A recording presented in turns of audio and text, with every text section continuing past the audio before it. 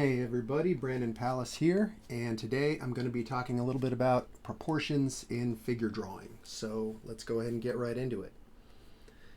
Alright, to start out with, I've got a basic sketch to demonstrate the kind of proportions we're going to be working with. Now this is what you call, sometimes they're called heroic proportions or artistic proportions.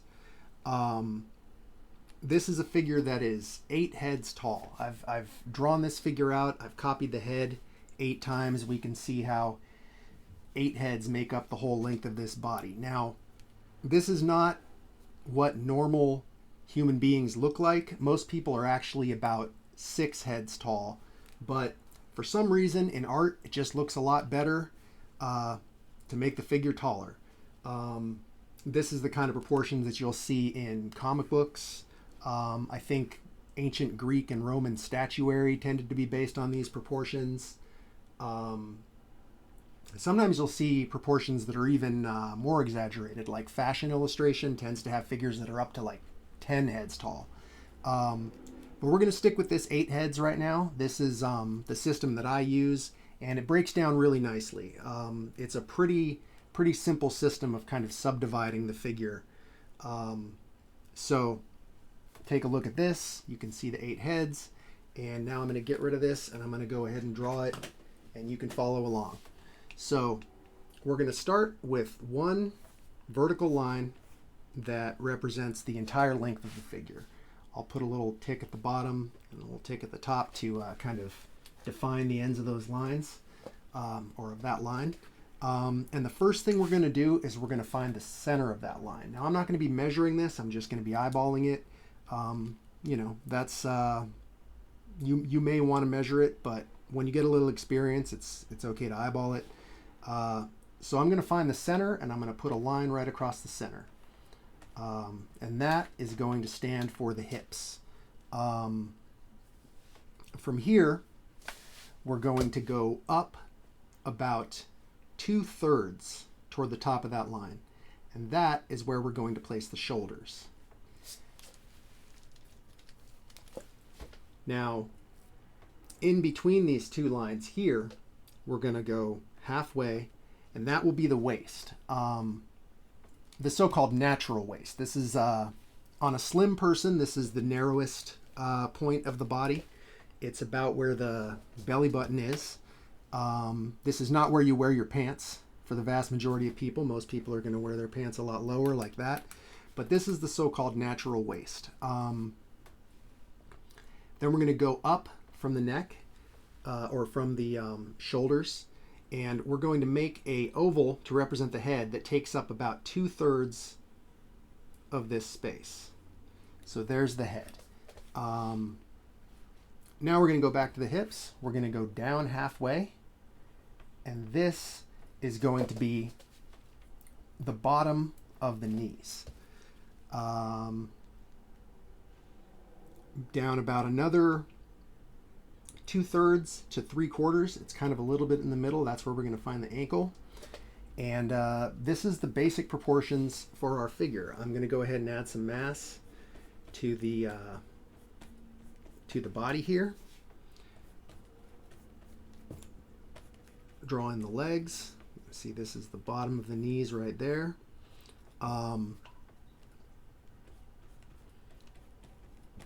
Create the lower legs here, right about that ankle. We're going to flare out for the feet. There's the shoulders. Now the arms are going to extend down. This is very convenient here. We have the natural waist. The elbow is going to hit right about the height of the natural waist. And then we continue the arm. The wrist is going to hit right about the level of the hips. The hand will continue down past that to about mid-thigh. We can go ahead and fill in the neck, put a little bit of trapezius there. And there we go. There is our basic proportions. So I'll go ahead and just do it again a couple of times, and also with a little bit less of a rigid figure. So I'll move this guy over, and I'll give this figure like a little bit of an S curve, so we can have them standing in a little bit more of a natural pose. So start with those hips. Maybe I'll make a female figure this time. Go up about 2/3 of the way. Find the shoulders. I'm going to go ahead and start roughing in the body here.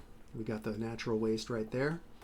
Go up to the top of this line. Fill 2/3 of that space from the top with the head. Now the legs. Let's see, halfway down.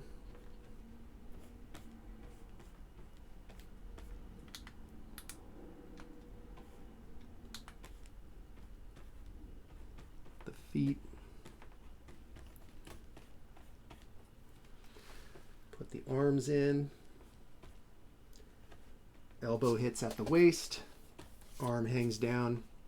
Wrist hits at the hip. Hand, if it's extended, fingers extended, we'll hit about mid-thigh. This one, let's see, I'll have her hand on her hip there. And you can kind of, when you're dealing with figures that are more of an interesting pose than just straight up and down, like standing stock still, we're going to have to do a little bit of either measuring or estimation for our proportions. But, we can kind of go from the shoulder down to the waist there, and we can kind of duplicate that distance out this way to find where the elbow would be. Bring this hand, back to the hip. So there's one. Let's do another one. Let's somebody standing in kind of a strong pose like this. Find the hips, find the shoulders. I'm not even putting this center or middle of the legs here until after, but that's just my habit. You can do whichever works for you. You can either measure these proportions out kind of formally, or you can just keep them in mind and try to estimate them as you're drawing. So let's put the rest of the leg there. I'm tempted to start really teaching the structure of these body parts, but I'll save that for another video. We'll just focus on the proportions here. Let's do crossed arms on this figure. So elbow, again, hitting at that natural waist. Put that head in, 2/3 of the space. Should be pretty good. All right. Now let's try something a little more tricky. Let's do a figure sitting down. So here I'm going to, rather than drawing one line that stands for the whole figure, I'm going to draw just the upper body, right? And then this is going to be the hips. This is going to be where the person's butt is hitting the ground. So we'll do 2/3 for the shoulders. Start to build that body. Here's the neck, the head on top of the neck, filling up 2/3 of that space above the shoulders. And now we're going to have to estimate a little bit, since we don't have the rest of that line dropping straight down. But if we study these figures here, we know that the bottom of the knee comes about halfway down from the hips, and the shoulders come about 2/3 of the way up from the waist. Below the hips, or not from the waist, from the hips. Below the hips and above the hips should be about equal spaces. So with that upper leg being half of the space and the torso here being 2/3 of the space above, we know that the upper leg should come not quite as high as the shoulders. So I'm going to have this leg here. Estimate, if you pull your knee up, you'll find that your knee comes up to about your mid-chest. which is, as a matter of fact, let me just copy this and we'll see. Make a copy, I'll make it blue so we can see it easily, and boom, there we go, mid-chest. So that's what we're doing here. We're going to bring this up, estimate, we could kind of swing it back, either in our mind or actually kind of sketch this line to see where it would land on the chest. That looks about right. So kind of put in that leg. The lower leg is again about the same length as the upper leg, a little bit, yeah, it's about the same length. So put that leg there, draw the other one here. The arms, let's see. We could draw the arm hanging straight down, or we can, I'm going to do another little example here. You can kind of, if we drop the arm straight down, we know that the elbow hits the waist, right? And we can almost like draw a circle here, like a compass. And we can then kind of rotate the arm and see where it would go, at any given angle. Now this, of course, only works if the arm is rotating in a perfect circle. It's not foreshortening at all. But it makes, it's a pretty good technique to estimate where the arm is going to end up. And you can do that for any limb. In fact, maybe I'll show that next. But yeah, so let's just extend this arm out here.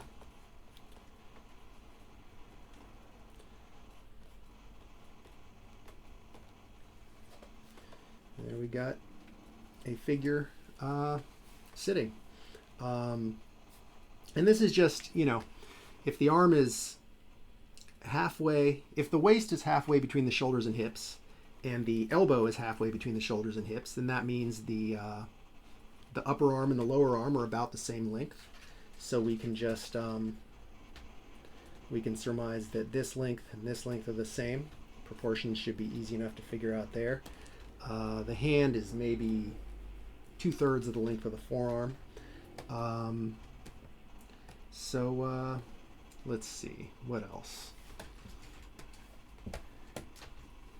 I'll do one more, and I will show, hopefully I can show a little bit of what I meant about kind of rotating these limbs around and finding the proportions. Shoulder, head, legs,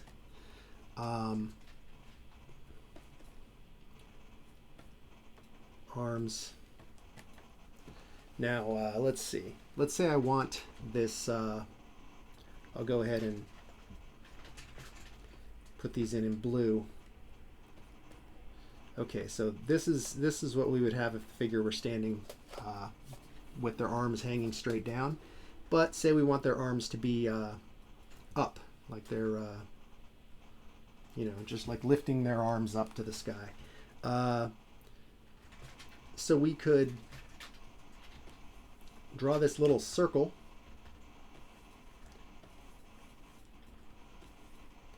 that is centered on the shoulder and runs through the elbow there, and we can use that as our guideline. There's the elbow, another half for the lower arm. We could do the same thing over here. Circle, pass through the elbow.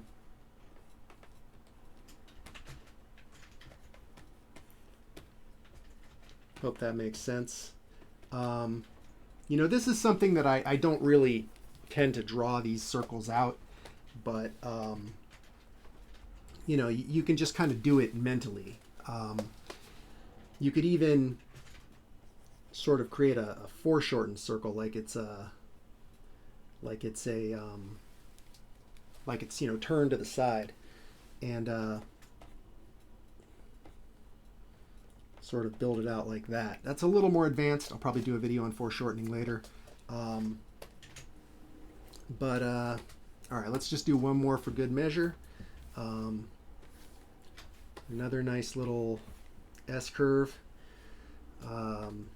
Whenever a character is not standing straight up, you're going to have to make some adjustments because when you stand with your legs a little further apart, it's going to make you a little bit shorter, or make your head kind of ride a little lower, etc. So we have to do some estimations and use our judgment here, but these basic proportions should serve you well. So, okay, a little S curve, little line for the hips, find the shoulder. This is virtually always how I do it. I always find the hips, or the center line, the hips and the shoulders first. Okay, head taking up 2/3 of that space.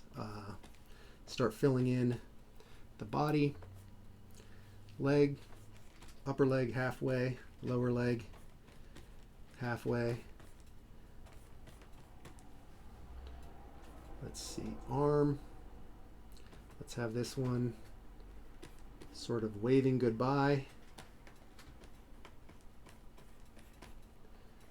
This one can just be kind of, look at how the body is crunched down on this side. So the arm is actually going to extend down past the waist because the body is tilted, and so it's shorter on this side.